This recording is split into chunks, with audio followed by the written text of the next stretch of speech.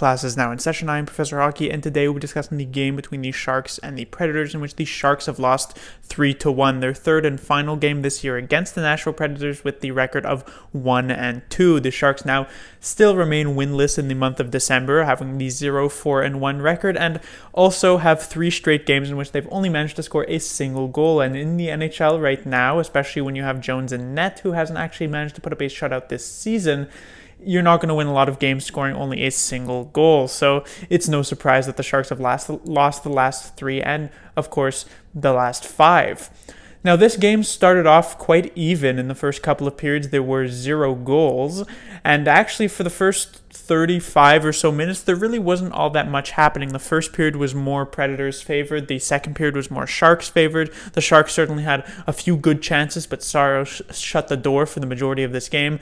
The Predators had a few good chances in the first period, but Jones was quite solid. And when he wasn't, it managed to be saved by players like Sorensen and like Brendan Dillon.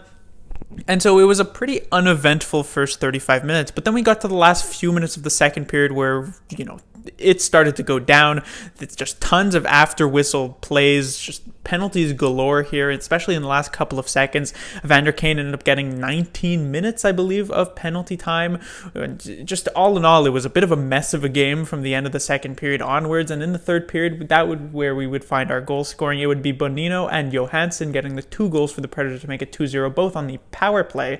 And then eventually Meyer would prevent the shutout by getting that late goal in the third, but it would never be enough, as the Predators would get the empty netter from Järnkrok to take the win.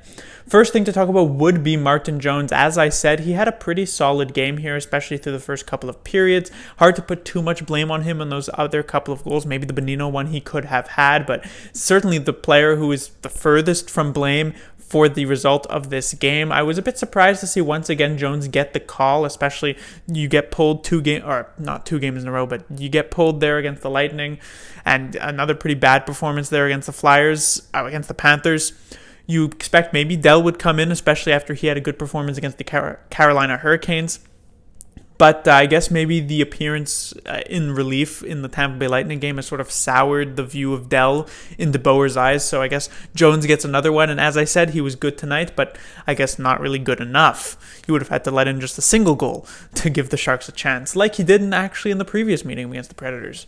Next to talk about would be Evander Kane. Now, first I'll just stick more to the offensive side here. Kane, as we know, had been very, very good for the Sharks early on this season when the Sharks were actually just struggling very hard in the month of October. Kane was basically the only Sharks player actually scoring goals. He still leads the team in that area, but he has been struggling as of late. We know Kane historically is a very streaky player, so it's not something that you expect to change here in the middle of his career, but you're still pretty upset when he is in one of those low periods like he was in the playoffs last season. So maybe this low period happening now will mean that we'll get a very good Evander Kane as the season goes on, and potentially in the playoffs if the Sharks actually manage to make it there, which is pretty uncertain at this time. But the main thing to talk about here for Evander Kane would be in the past 5 games, which, as I said, the Sharks have lost all 5 of them. Evander Kane has taken 15 plus penalty minutes in 3 of them. Now, it didn't particularly matter in the game against the Capitals because it was in the last few minutes, so it didn't really matter and the game was out of reach. But against the Panthers, that's the second time I've made that mistake, but against the Panthers and here tonight against the Predators, he's taken himself out for large chunks of the game. Just looking at here tonight, he missed almost the entirety of the third period, where when it is your leading scorer, even if he has been struggling as of late, it's not something you want to do, especially on a team that's so weak offensively like the Sharks are this season. So you really want to see him keep a bit more of a level head. I know some people like that he's standing up for himself and everything like that, but there's a time and a place, and I don't think in a 0-0 game on a 4-game losing streak, this was really the time, even though, to be fair, I don't know if the misconduct was necessarily warranted. It's probably still something you don't necessarily want to do, especially if, maybe you can get someone like Goodrow to make more of a play like that. Next to talk about would be penalties. So this sort of relates to what I said about Evander Kane, but the Sharks, as we all know, have been struggling very heavily when it comes to taking penalties this season. They're near tops in the league, if not the top in the league in terms of minors, and this game will certainly not help get that stat any lower because they ended up getting called for 10 minor penalties in just a single game. This is the Sharks are at the end of a 4-game road trip. Most teams on a 4-game road trip wouldn't take 10 minor penalties over the 4 games, and yet the Sharks have managed to do that in just a single one. Now, of course, this didn't translate to 10 power plays for the Nashville Predators, since a couple of penalties would get coincided with Predators penalties, but still, it's certainly not a good look. Surprisingly enough, the Sharks actually gave up 3 power plays to the Predators early in this game, sort of like how the Lightning gave that to the Sharks, and the Predators didn't manage to capitalize on those. The Sharks' penalty kill was strong early, but you keep giving chance after chance after chance to a power play on any team, even if the Predators haven't been that great in that regard this season, and they are bound to score, especially with, as I said, the Sharks' penalty kill not doing so hot as of late now. 3 straight games with 2 power play goals given up in each one. And so the Sharks really need to get this under control. This is probably one of the bigger issues here on this team.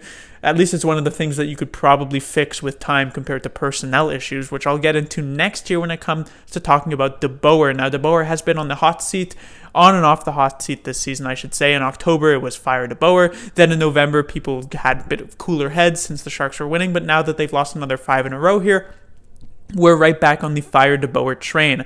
And I've mentioned multiple times that while I don't necessarily feel like DeBoer deserves to be fired in any sort of way, if you are Doug Wilson and you are hoping to shake up this team, basically the only option you have is indeed to fire the coach. Now, the reason I say DeBoer doesn't necessarily deserve to be fired is, you take a look at the Sharks roster, and it is certainly, you can see it being a playoff team, but there isn't all that much to work with, especially with how some of these players are performing. I mean, starting off just with Brent Burns, who's been heavily underperforming this season. His defense, I know, has never really been praised as being that great, but it has really taken a step back here, at least in these last 12 to 15 games. It's just been really bad. And his offensive game, which has always been there, I mean, 83 points in 82 games last season, I think he's pointless in 7 or 8 straight games, which is just unacceptable for a player of Burns' caliber. And you take a look at the forwards, I mean, already you have Barclay Goodrow in the top 6. Now, he's been exceeding expectations by a mile this season, but he's still not nearly a first-line forward. A player like Hurdle has been underperforming since his injury. Meyer has been underperforming for the majority of this season.